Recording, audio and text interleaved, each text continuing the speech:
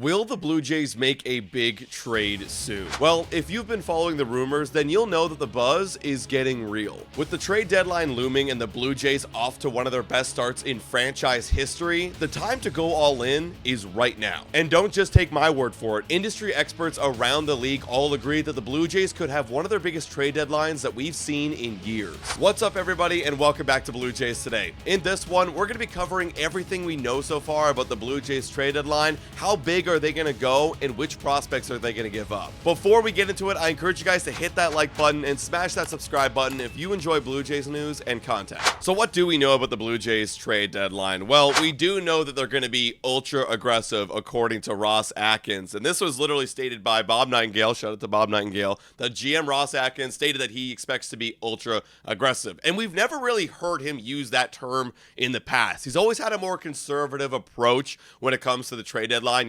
We're going to trade where we need, not give up too much prospect capital, get the guys that are going to help us for the future of long term. We've never heard this term ultra aggressive.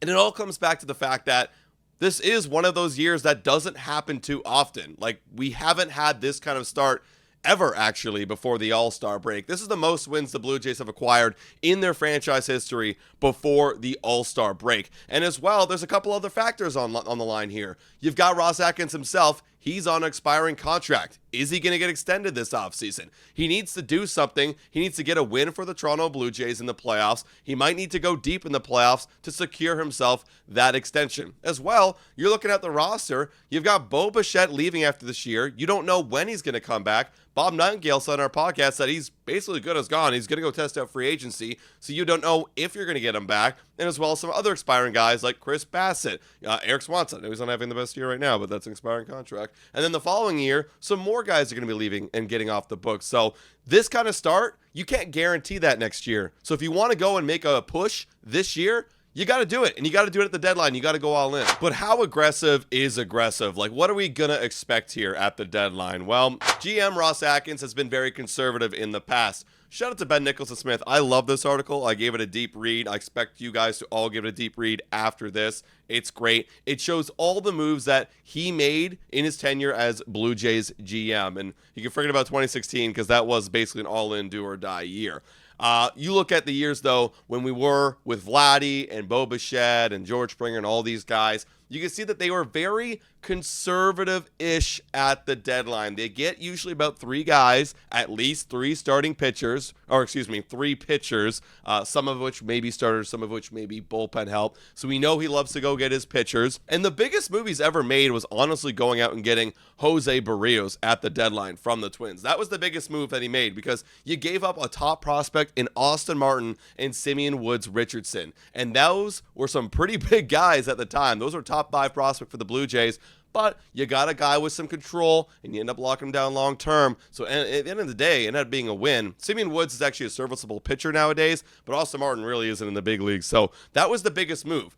And this wasn't a do-or-die, go-all-in year for the Blue Jays. That was, we needed something. We needed a starting pitcher. We had to go get it, and we spent up for it. So the Blue Jays this year, it could be a lot bigger. So what else do we know about the Blue Jays trade deadline? Well, we do know that the market right now is full of starting pitchers. And the Blue Jays, like Ross Atkins stated, they're going to be going after some starting pitching. And that's the good thing right there, right? So what else do we know about the Blue Jays trade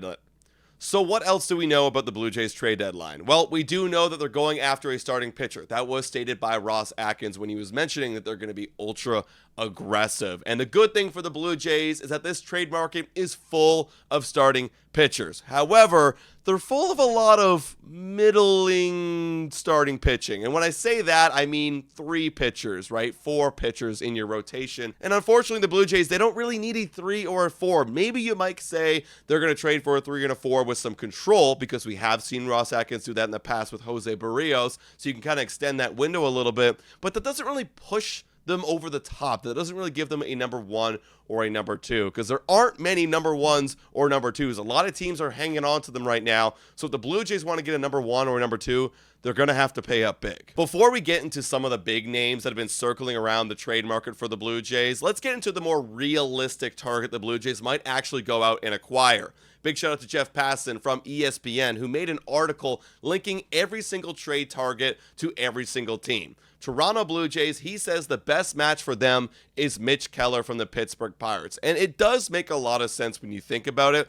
Mitch Keller, he's a controllable piece. You've got him basically until 2028. So you've got this season, of course, next season, 2027 and 2028. So very controllable guy. He will cost a lot because of that control. He's 29 years old and right in the middle of his career. An ERA of 3.58, a whip of 1.168. And Mitch Keller is absolutely fine. And I say he's fine because he's not going to be that guy that puts you over the top like I'm saying. He's going to be kind of taking over that Chris Bassett type of role for the following years because Chris Bassett's coming up and his contract is expiring at the end of the season. He's going to be just fine filling out that rotation. But I also have another concern, and I'm actually going to give credit here to JD Bunkus, who I was talking to last night at Baseball Town. Mitch Keller, he hasn't been to the postseason. That's my big concern, right? If you want to go trade for starting pitching that can dominate in the postseason, we haven't seen Mitch Keller do this at all. Actually, frankly, never, because he's been on the Pittsburgh Pirates. So you don't really know if he's going to be a guy you want to rely on. Like, I'd rather have Chris Bassett and Kevin Gausman and Jose Barrios have actually started postseason games over Mitch Keller, depending on how they're doing at the end of the season, right? So I get it. Like, going and getting him is fine, but that's not really the definition for, in my opinion, of going all in. Now, a big name that has been tossed around in a lot of trade rumors is Jacob deGrom, and he might not be available because according to Bob Nightingale, who we asked him right here on the podcast, is Jacob deGrom going to be available at this deadline? He said probably not because Texas wants to hold on to him. They still want to be competitive, but it would take a lot to pry, Jacob deGrom out of the hands of the Texas Rangers. But we do know that the Blue Jays are interested. According to Hector Gomez, he's been right in the past, broken clocks right twice a day. He said that the Blue Jays would have interest in Edward Cabrera and Jacob deGrom if he becomes available. So we know that the Blue Jays are going to be ultra aggressive. We know they want to go all in, so they are keeping their eyes on something bigger if that develops, but we got to wait and see. But, I mean, if Jacob deGrom becomes available, expect the Blue Jays to give up a lot. Hypothetically, you might be able to work something out where you eat a lot of that Jacob deGrom contract, just like the San Francisco Giants did with Rafael Devers, and they didn't really give up a lot back, right? They only gave up one of their top prospects and a few kind of middling prospects, so there might be a reality there, but I don't even want to dive into that too much right now because it isn't actually happening at this moment. Maybe it develops later on, but just know that the Blue Jays are in on him. And finally, there's one more guy in this list I want to bring up that might actually happen if the team decides to trade him off at the deadline, but it would cost the Blue Jays their number 1 and number 2 prospects, Savage and Namala. I'm talking about Joe Ryan from the Minnesota Twins. This guy is a beast, and the reason why I bring him up is because you had Jim Bowden talk about it, how he would love for the Blue Jays to go after Joe Ryan, and he brings up that it would be for Namala and it would be for Trey Savage. Why? This guy is that ace, right? He is that top of the rotation guy. He would start in game 1 for you. A 2.76 ERA, a whip of 0.891. That's disgusting. He's 29 years old, and you got control of him for 2 more seasons after this. This would be a full reset in the rotation. This is now your certified ace. We've been talking all season. Is Gausman the ace? Is Barrios the ace? Joe Ryan is clearly your number 1 ace if you make that happen. And because of the lack of aces that are available at this trade deadline, everybody would be going after Joe Ryan if he became available. And a lot of other teams have much better farm systems than the Blue Jays, which is why Jim Bowden brings up it would cost Trey Savage and Arjun Namala. Now, if you were to ask me, are you willing to give up Trey Savage and Arjun Namala for Joe Ryan?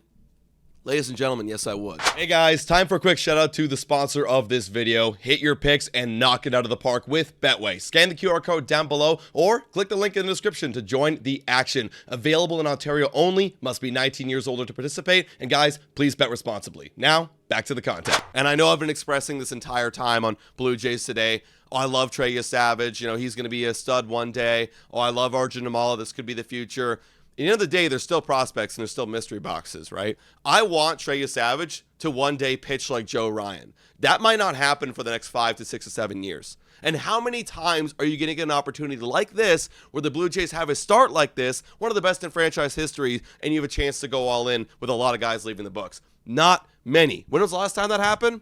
2015. That was a decade ago. Do I want to wait until I'm 38 for another opportunity like this? Absolutely not. I don't even know if Trey Savage is going to be that good. Same with Arjun Amala. Is he going to develop into that power-hitting shortstop? We don't know. What we do know is right now the Blue Jays are good, and Joe Ryan is a good player. If the Twins came to me as the Toronto Blue Jays and said, hey, give me Arjun Amala, give me Trey Savage, you'll get Joe Ryan right now, I'm pressing the accept button in a heartbeat. And the beautiful thing about Joe Ryan, everybody, is that when you trade for him, there isn't going to be a lot of question marks surrounding him. With Mitch Keller, the question marks are, can he pitch in a postseason game? What is he like on a winning team? Jacob deGrom, is he going to be healthy? How long is he going to last before his arm falls off?